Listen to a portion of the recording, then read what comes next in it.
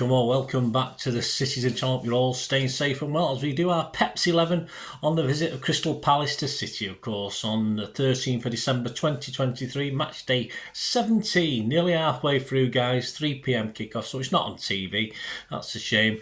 Of course, we stand fourth at the moment, a lowly fourth, played 16, 33 points. Plus 20 goal difference, and Palace struggling a little bit, down in 15th, played 16, just 16 points. So we'll have a quick look at how Palace have done and how they're expected to do, and try to predict Pepsi 11 after that victory over in Belgrade. Very interesting. Please, if you are new to the channel, push that subscribe button, push the bell notifications, everything City past and present, of course. Lots of different things, a big mix of stuff. So if you pick and choose what you want, it would be great if you could watch everything, but obviously if you just want to watch certain things, that's absolutely fantastic. And any comments are always welcome. Your Pepsi 11 and any ideas about our young lads as well coming through. When are they going to start getting on the squads for these first team games? So give us your comments, anything that needs a response, I will. If it just needs me to give you a little like I hope you give this vlog, guys, give us a thumbs up. That's what I will do. Right, Mr. Hodgson's Palace. I always feel sorry for poor Roy. I know football's his life, but I just think he should be somewhere warm and enjoying himself. Well, perhaps he's enjoying himself, but perhaps not after that Liverpool game the other day. They're plummeting down the table, of course. The fans are getting a little bit restless. Even old poor Roy was booed. He didn't know how to cope. It might have been the referee that was booed as opposed to poor Roy, but he took it. Didn't take it too well. And they felt a little bit let down. He was almost apoplectic, is that the word? After a last-minute Liverpool winner, of course, at weekend. And, of course, an earlier sending off as well, which he thought was a little bit unjustified. It was a game chocker full of incident, but a game that, they were probably unlucky to lose. Thanks to the officials in VAR. Had a lot to do with that. But another home defeat, which sounds bad, but we'll talk about their away form. It's not that bad, actually. They're 7 points above the bottom three, and it's hard to believe that those three at the bottom are going to probably close that gap throughout the season, as Palace will probably extend it. So I don't think there's any problems as far as relegation are concerned. Their last 6 results in all competitions: 4th of November, they beat Burnley at their place 2-0. 11th of November, they lost at home to Everton, who've obviously come on leaps and bounds, so no shame in that one, 3-2. On the 25th of November, they lost at Luton. No shame in that, the way Luton played against us, 2-1. 3rd of December, they got a 1-1 draw at London rivals West Ham. 6th of December, of course, they lost at home to Bournemouth. That was a bit shattering. And then, of course, last weekend, the 9th of December, they lost at home to Liverpool 2-1. They lost 2-0 to Bournemouth.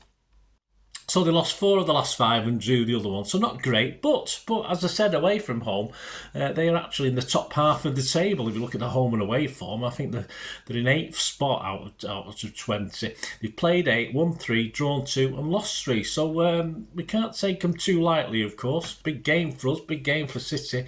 And they've shocked us before, of course. They went 2-0 up last season.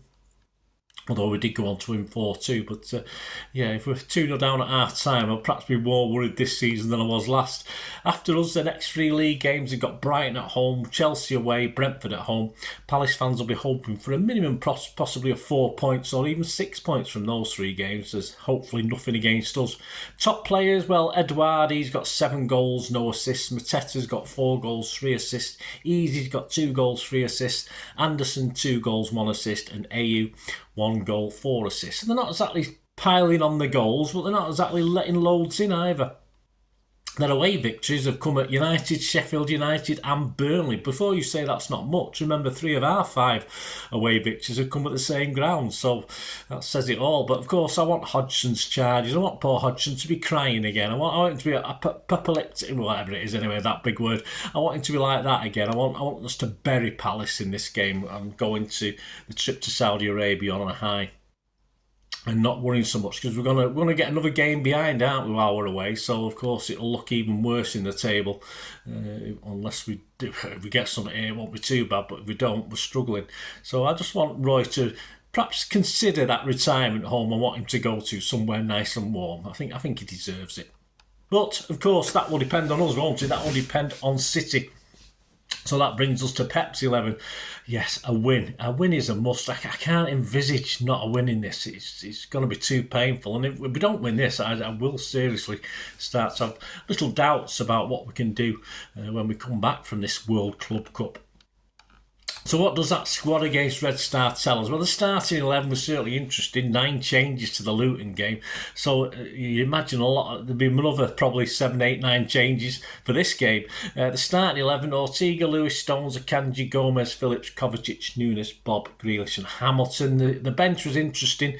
Carson, Grant, okay. But then Walker, Diaz, Aki, Rodri, Alvarez, Bernardo, Gvardiol, Foden, Elena, Sissoko. So apart from the first couple of names and the last couple of names, you have to envisage all them coming into the equation. Edison was poorly. We don't know how much he's going to be poorly for, whether it's just a day or two thing and then he'll be fine. But of course, we're into Thursday as I'm recording this, and of course, when you watch it on Friday, it's next day, isn't it? So I think Pep's got 100% absolute faith, of course, in Ortega. So it would be no surprise if Edison isn't 100% to see Ortega there. Not on the bench, of course, and very debatable if they're going to be available anyway. Of course, Doku, I still think he's a week away at least of coming back. Haaland, as Pep's already said, I'll have a look at him on Thursday as I'm recording this, but has to be very doubtful. And of course, KDB. Now we've got doubts over Grealish. He went at half time. Of course, might have only been precautionary over in Belgrade, but of course, he got a good kick in really in that first half. Not much defence from the referee. So there are doubts over Grealish as well, but I'm not, as I'm recording this, I'm not hearing anything definite, but I'm probably going on the basis he might have to miss this one. I think Pep will try and get past Palace without Haaland, risking Haaland, even if he's slightly ready, and definitely Doku, and not take any chances. He's got to nurse them back in the sun. I assume it's sunny in Saudi Arabia over the next week. So there you go, Edders, Haaland and Doku I'm sort of discounting. On the bench with potential to start against Palace, Walker, of course, Diaz, Aki, Rodri, Alvarez, Bernardo, Gvardiol and Foden all perhaps are coming into the reckoning. And despite standout performances from the likes of Hamilton and Bob, I can't see them starting this one, despite that big problem up front. I mean, you know, he may be brave, he may give Bob a start. It's certainly not you give Hamilton a start, but you never know. He might give Bob a start, but we can probably do it with his tried and trusted Pepper. I think that's how Pep's going to play this. Obviously, Ortega, if Edison is 100%, is a shoe-in, really. Lewis, Stones, Akanji, Kovacic was brought off in Belgrade, don't forget, so I expect that's as Pep will plan to start him against Palace. Nunes, of course, another chance of starting this game. But the knots, apart from the young lads, perhaps obviously not Gomez, obviously not Phillips, and obviously the young lads, Bobs and Hamilton. So this is my 11 based on those whys and wherefores. There's probably a pool of 16, 17 there. On my bench, let's give you my little bench. I say I'm going to ignore Hamiltons and Bobs, but on the bench, the senior players, if you like, Lewis, Nunes, Gomez, Gvardiol and Phillips. They're all going to be on the bench, which leaves us really for my starting 11. Edison, as I said, Ortega if Edison is not 100%. And then, yes, he's played most minutes this season, as in anyone else. Walker, Diaz, Akanji, and surely Aki's got to start. Our best defender, City's best defender, has to start these games. Rodri, and now I think he might stick Stones in there in the middle as well to give extra little bit of cover to the defence and the attack in theory. So Rodri, Stones, and Kovacic. I think Kovacic, as I said, was brought off on the basis that he was going to play him. And up front, we don't have a lot of option. We're going to have to, down the wings, we're going to have to play Foden and Bernardo and Alvarez in the middle. As I said, I'd be very surprised if Bob or Hamilton's get into that. But there you go, guys. My 11, I'll just shoot through them again. Edison, Walker, Diaz, Akanji, Aki, Rodri, Stones, Kovacic, Foden, Bernardo and Alvarez. Of course, people like Doku and Ireland, if they are available, are shoe-ins for any City team. Right, let me know your 11. What you think will play in this game? Very difficult pick this week, I think, especially up front. Yeah, I think Pep will lie on the tried and trusted. Right, the verdicts. Mine and Moz's verdict on this game. Andy Morrison for the City magazine said, I know that Palace have given us one or two problems over the years, but I can only see a straightforward home win on this occasion, as I hope we'll just be finding our optimum form. Well, perhaps not so much, but a couple of wins on the bounce, Andy, so we're doing okay. So Andy Morrison's prediction for this is City 3, Palace 1. In the bookies, you can get an average price of 11 to 1 on that one.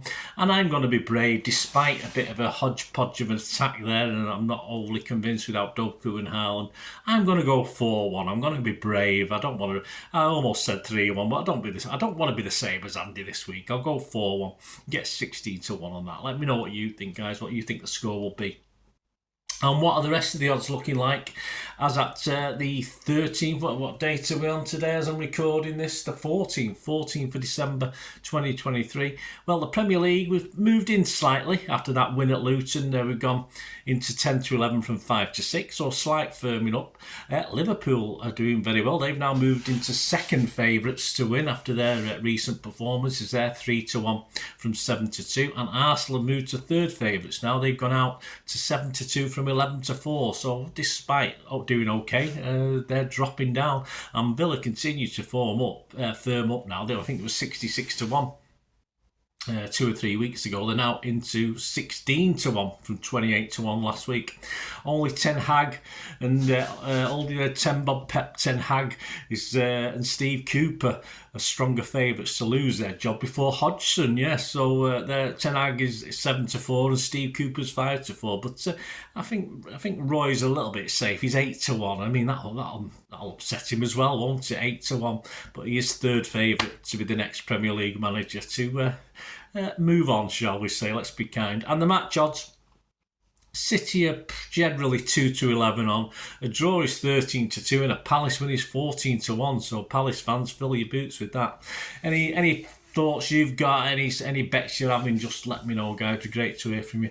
And anything on this vlog, anything that's interested you or you want to comment, please do so. So let me know your thoughts. I'd say this is going to be a must win, an important game to win, I think, this one. So there you go. I'll be back, of course, with what I'll probably do. Obviously, I'm going to the match on Saturday.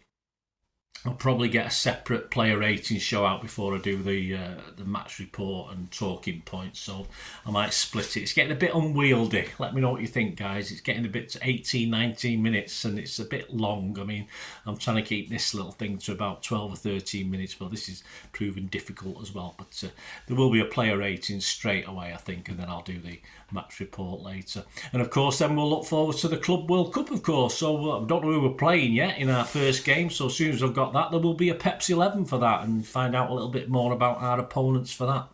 So please join me. Thanks for watching, guys. Until we meet again. That's one thing, don't I? Please stay safe, Blues. Come on, City. Bye for now.